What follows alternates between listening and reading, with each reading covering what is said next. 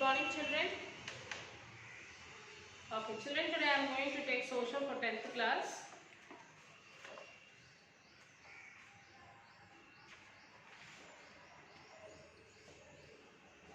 Chapter 15. The making of independent India's constitution.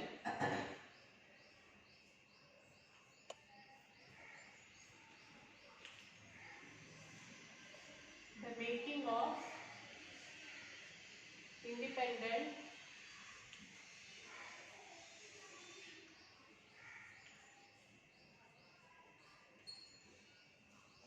India's constitution.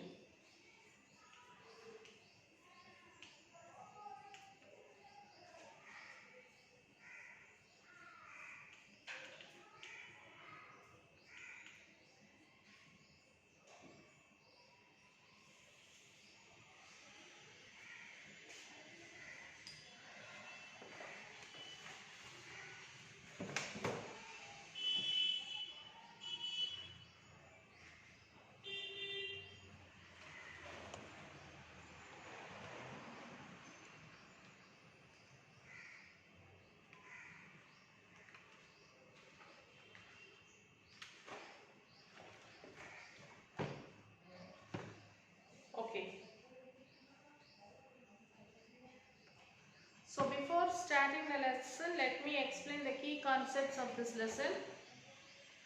That is, the constitution of the constitution of any country provides a certain basic structure and principles according to which its state would function and future of the nation is to be built. So every country has its constitution. So it is a structure of principle according to that particular state or according to that particular country which would function in future of the nation is to be built. Okay, the constitution essentially maps the framework for the future, highlighting how the current situation needs to be modified to move forward. And the Constitution of India was prepared and adopted by the Constituent Assembly. So the Constitution of our country, it was prepared and adopted by the Constituent Assembly.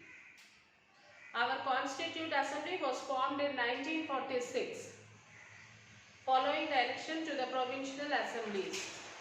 So the Constitution Assembly members were elected indirectly by the members of the provincial assemblies. The cabinet mission was appointed in 1946, allotted seats to each province and each princely state or group of states. In all, the Constituent Assembly had 217 members, of whom only 9 were women.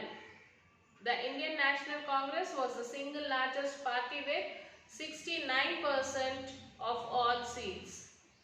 In the beginning, the assembly had members from all over parts of the British India. After 14th August 1947, the members from Pakistan formed a separate Constituent Assembly for Pakistan. So only about 10% of the population could vote in the provincial elections. So the representative of the princely states were not elected at all and were decided through consultation with the concerned princely states. So in the beginning, the Muslim League members did not attend the meeting, though they joined it later. Even the Constituent Assembly was not strictly representative. It took great care to consider all shades of opinion. A drafting committee was set up under the chairmanship of Dr. B.R. Ambedkar, and its task was to prepare a final draft taking an account in all the viewpoints. The final draft was presented before the Constituent Assembly for discussion and approval. Okay, the Constitution was finally adopted by the Constituent Assembly on 26 November 1949. Then it contained 315 articles and 8 schedules. Then the Indian Constitution proposed a dual polity federal with a single citizenship. The High Court and the Supreme Court forms no on single integrated judiciary. The chapters on which law can be made and divided into A. Central list, B. State list, and C. Concurrent list. So let us discuss about these things in detail. So revisiting Indian Constitution. To begin with, read the chapter 13 of class 8 Social Studies textbook and complete the following task regarding the Indian Constitution.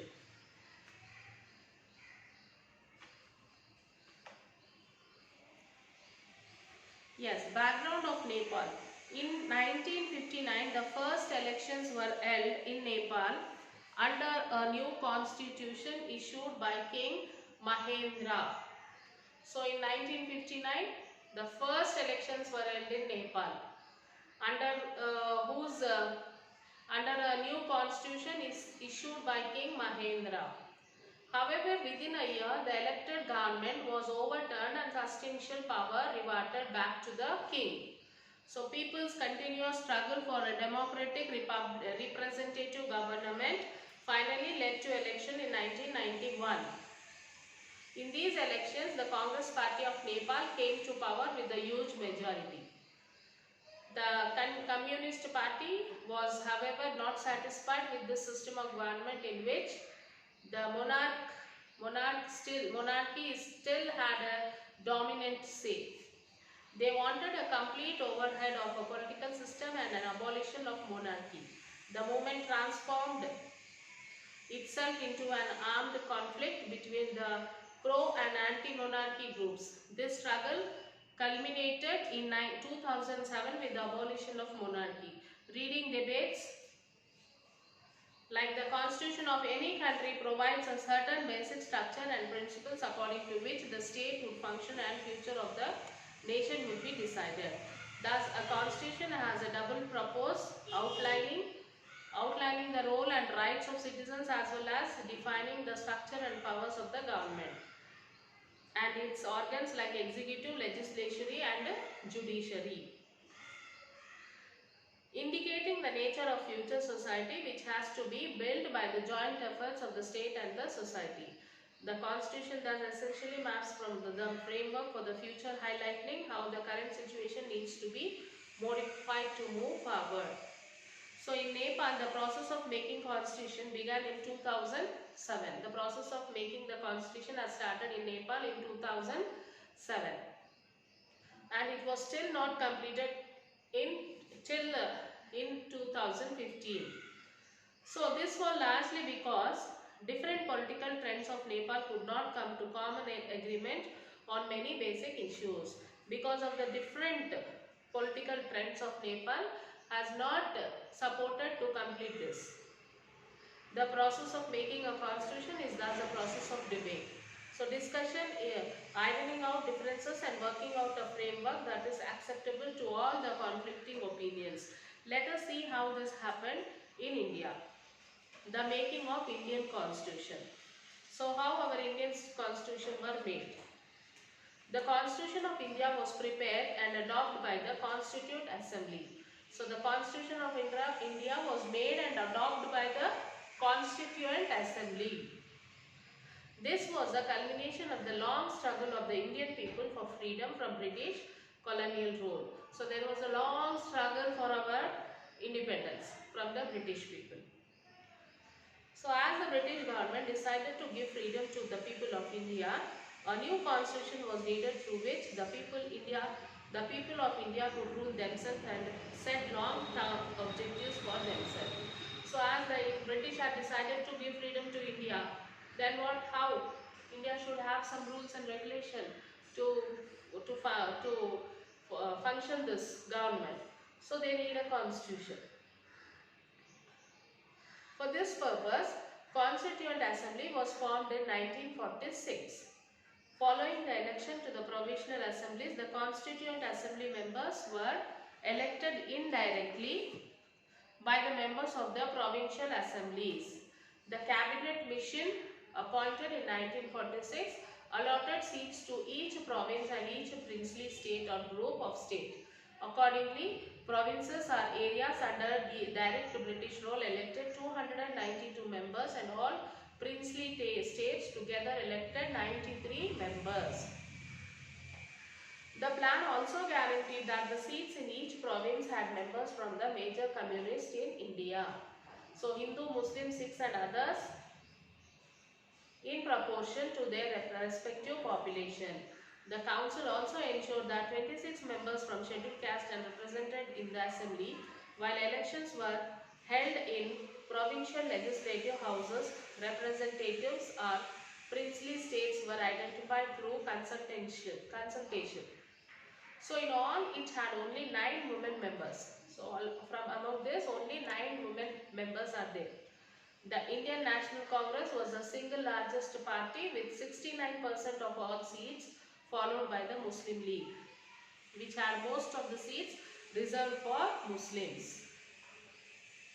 In the beginning, it had members from all the parts of British India, and after 14th August 1947, as the country was patronized between India and Pakistan, the members from Pakistan formed a separate constituent assembly for Pakistan. So before that it was all together. So when until 14th August 1947, after that what happened? The Pakistanis have formed a separate constituent assembly for Pakistan. As you can see, the Constituent Assembly CA was not elected through universal adult franchise, but indirectly, and as such did not represent all sections of India's society. Only about 10% of the population could vote in the provincial elections. In fact, the members from the princely states were not elected at all and were decided through consultation with the concerned princely states. So that is why their representatives were asked to join the assembly in the beginning. The Muslim League members did not attend the meeting, though they joined it later. Even though the CA was not strictly representative, it took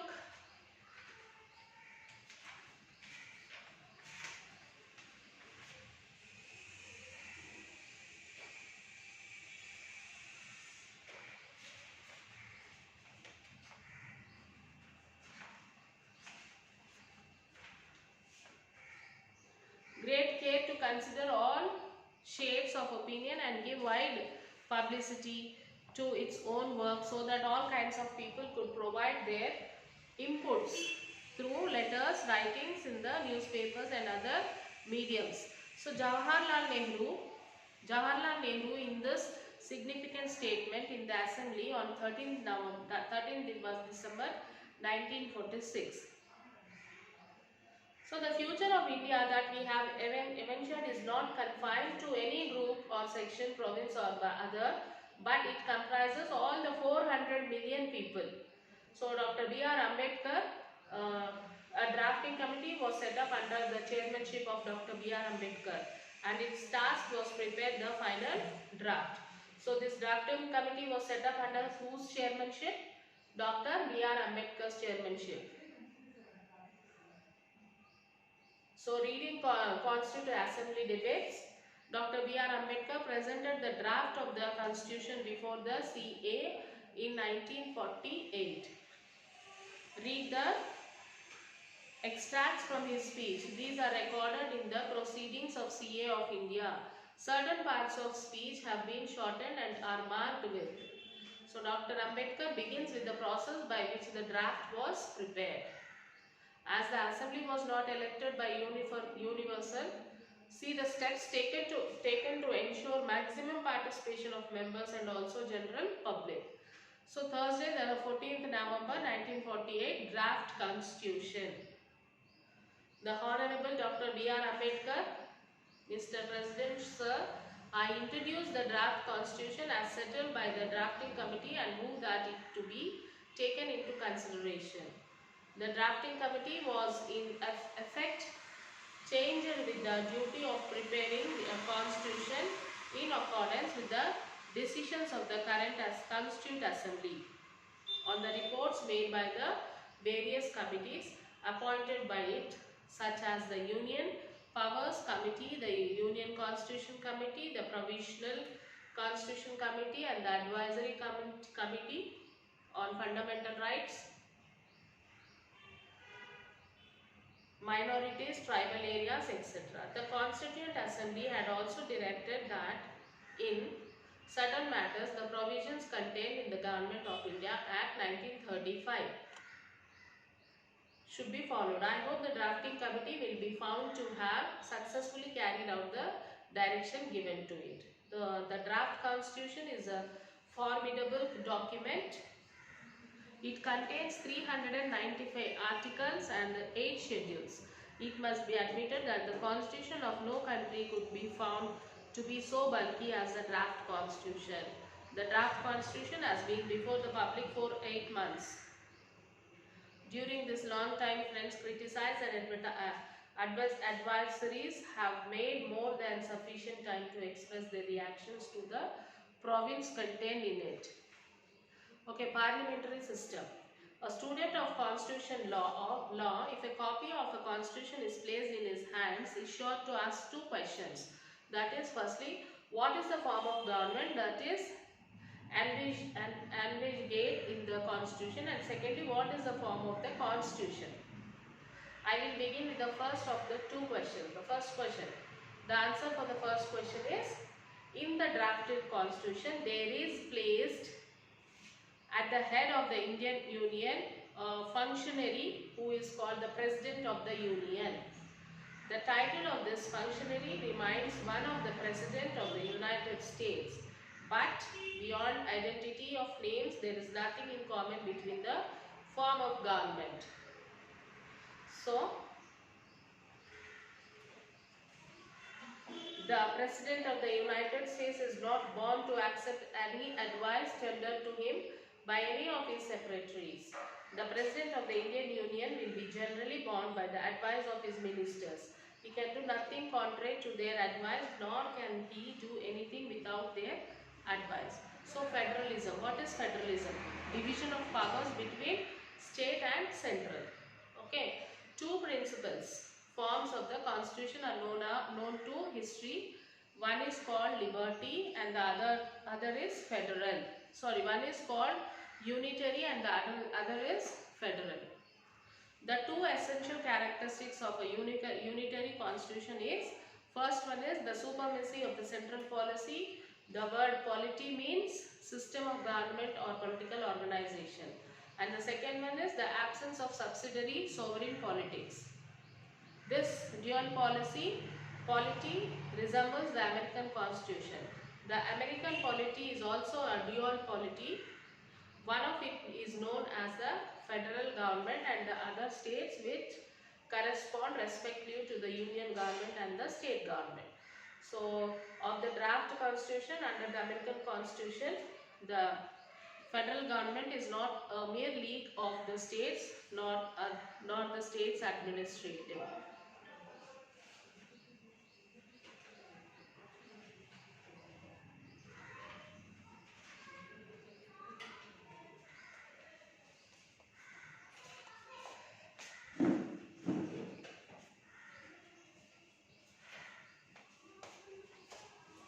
Okay, that means this is adopted by the draft constitution are there. That is, one is a single judiciary, the uniformity in fundamental laws, civil and criminal, and a common all India civil service to main important post.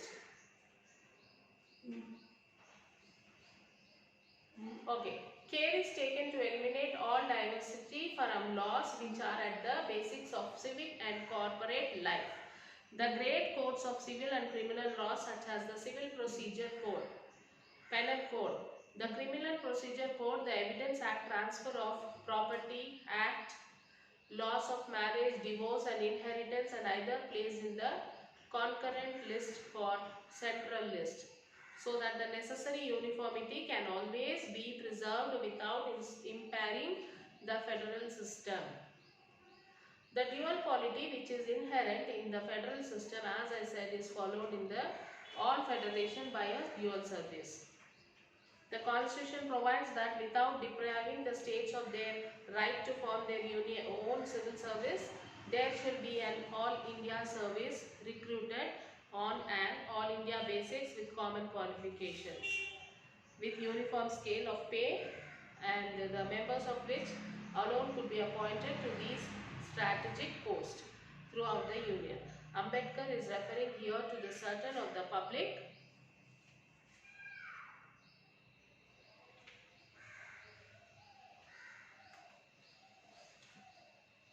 So examples of critiquing the CA debates, like there were many criticisms of draft constitution.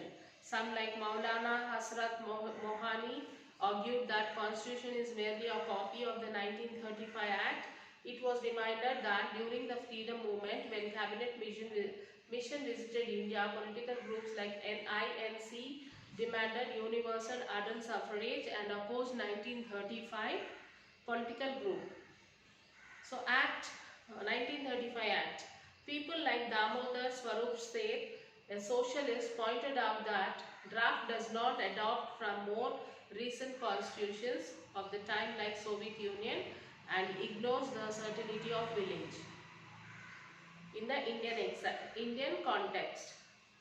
Okay, the examples of debate on fundamental rights.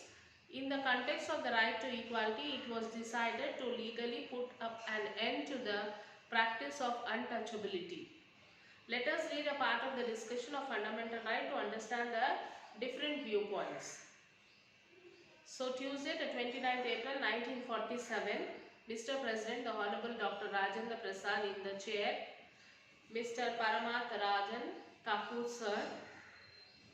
A point to which I wish to refer is into relation to clause 6 regarding untouchability, where it is said that untouchability in any form is abolished and the imposition of any disability only on the account shall be on offence.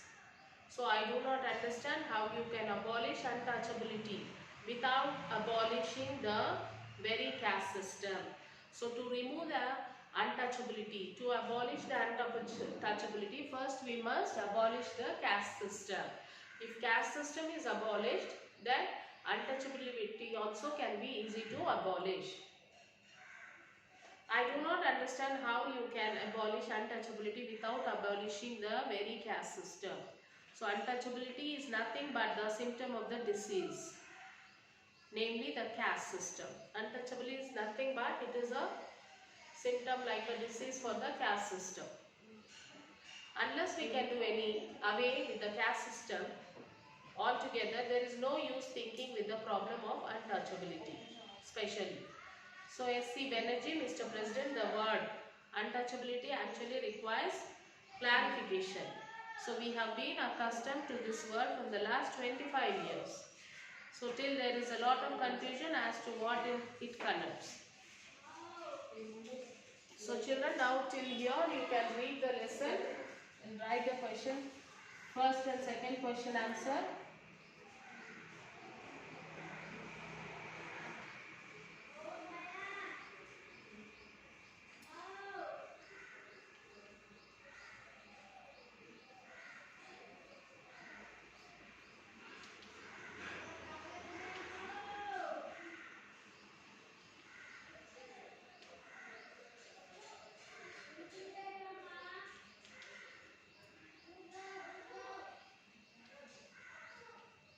So children, you will have to read lesson 15 and write first and second question answer by your own, and then take the photo and send it to the school mail ID. Remaining lesson we will discuss in the next class. Till then, take care children. Bye.